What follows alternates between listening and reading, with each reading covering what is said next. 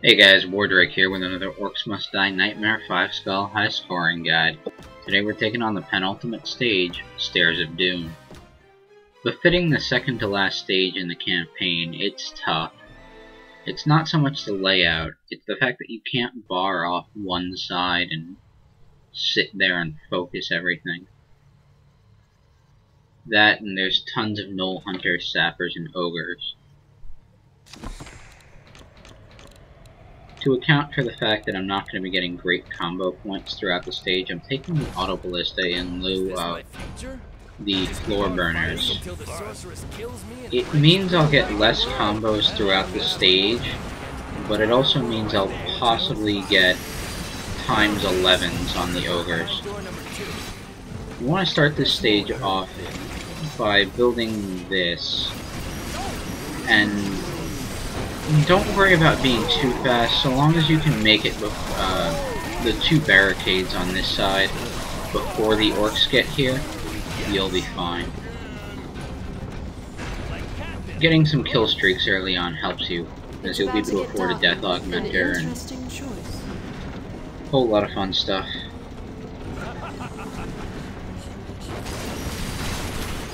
Wave 2 is a mirror of Wave 1, so we don't have anything to actually worry about yet.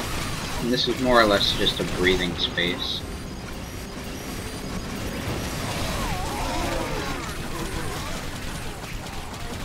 Wave 3 is where it starts getting a little hectic as we start seeing Sappers.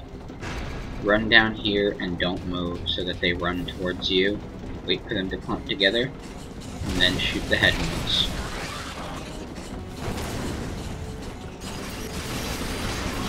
Play favorites, give one side lightning and the other you take care of yourself, and then start building one side out a little bit more. But don't waste all your money, because you need to be able to get overcoiled springs by wave 4. Well, wave 5 actually.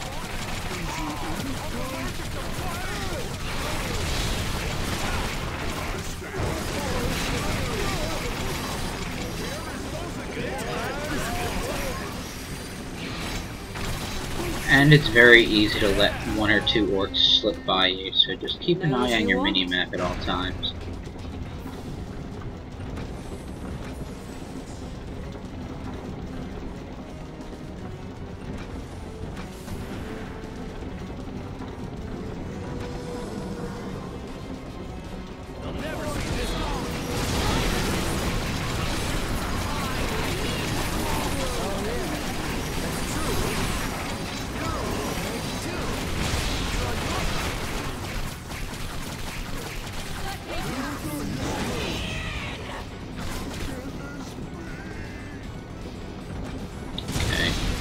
I generally don't go for my archers till about the end of wave 7.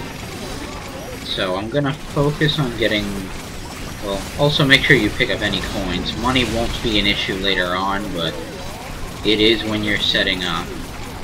The sooner you set up, the sooner you can start comboing. And like I said, be really careful. These Orcs like running past you. Sappers on wave 5, only one side. Then we get our first Ogres.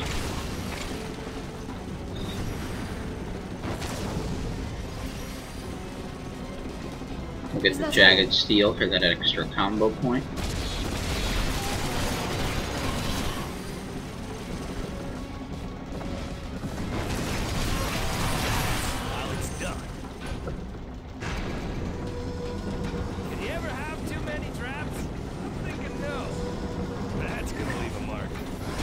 Now that we have our Ogre defense, we're going to start building one side up all the way.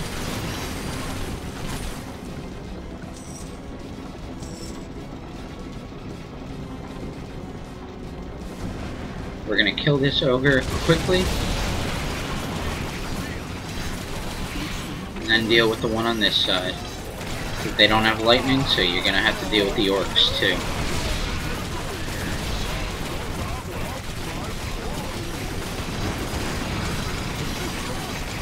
Not glorious yet, but this is all about survival. Once we have everything set up and you're sure you can deal with it, then you can start getting archers. If you're a little slow on it, it's better to wait. I hate when they do that. It's important to pay attention throughout the waves. The nice thing about having so many hunters is you're also going to have a ton of health pots and coins.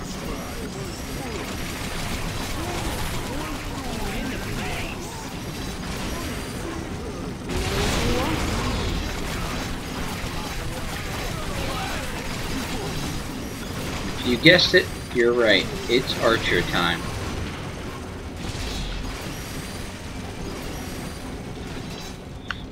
You're not totally safe yet until you get about 3 or 4 ballistas on each side, but it's a good enough time to start adding combo points.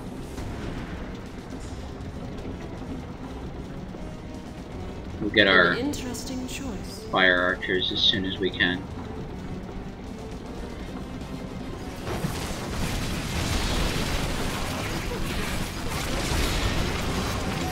Now at this point, orcs are going to be pretty slow. You can't completely leave a side alone, but you don't have to worry about it as much. Of course, the worry on this stage has never been orcs. It's the sappers and the hunters and the ogres. Although ogres are kind of a non-issue now. They're more or less just combo fodder. Until later, I suppose.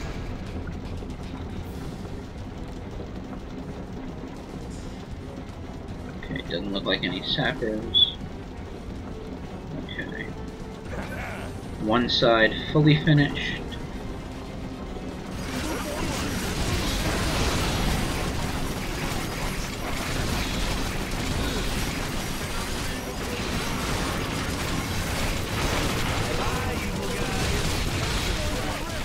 Okay. Hopefully these hunters will go for us.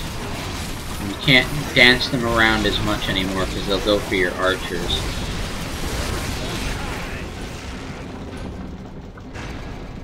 Now I feel there's a science to who they go for and when, but I'm not privy to it. There's a bunch of sappers that I forgot about, isn't there?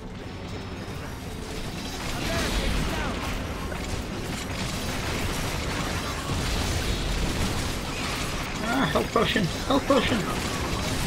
Okay.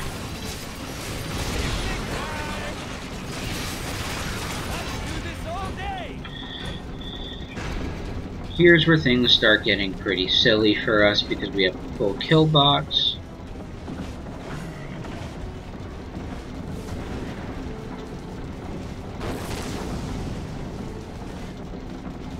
There are going to be ogres on that side too, so you can't just ignore this.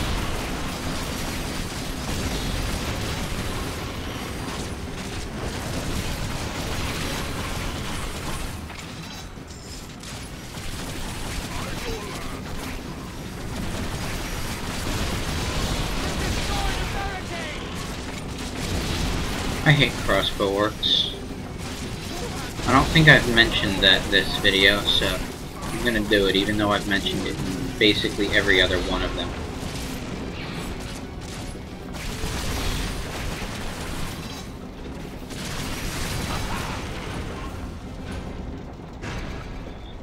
And now, just for some added defense,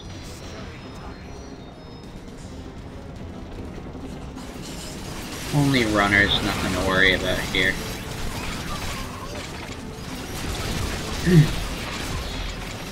Now, with your full kill box, nothing should make it back here. But, you know, it's called insurance.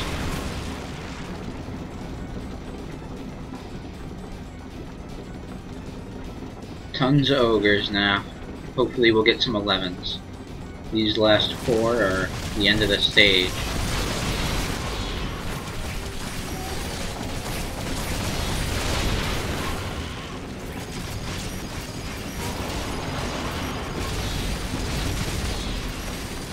Hopefully I can get at least one of them to chase me.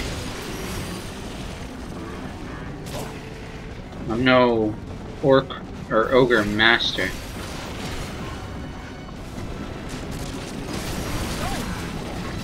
But I'm gonna try getting another times 11.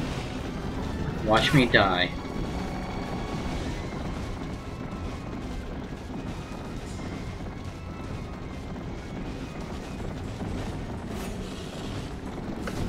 Here goes nothing.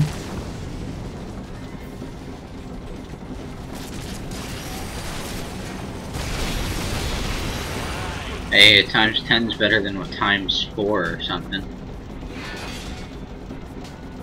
Overall, I'm not that unhappy. At least I didn't die.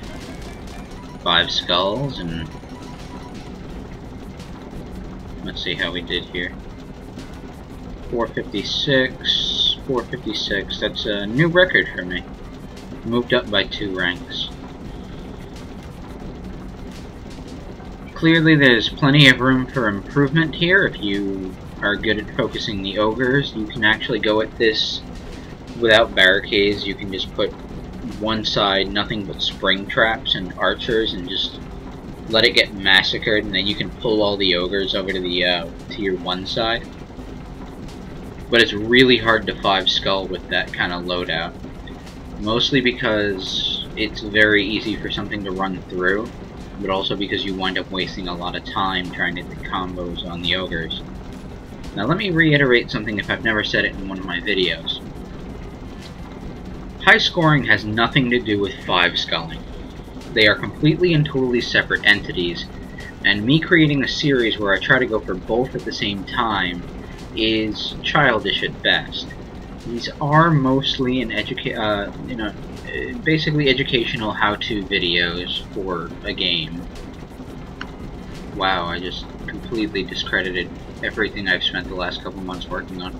But these are more or less how to 5 skull these in style.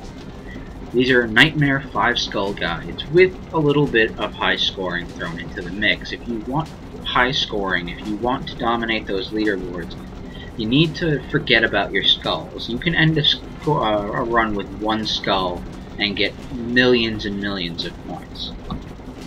That being said, I'm still gonna finish off this series as a 5 skull high score guide, so I'll see you guys for the next one. Take care, everyone.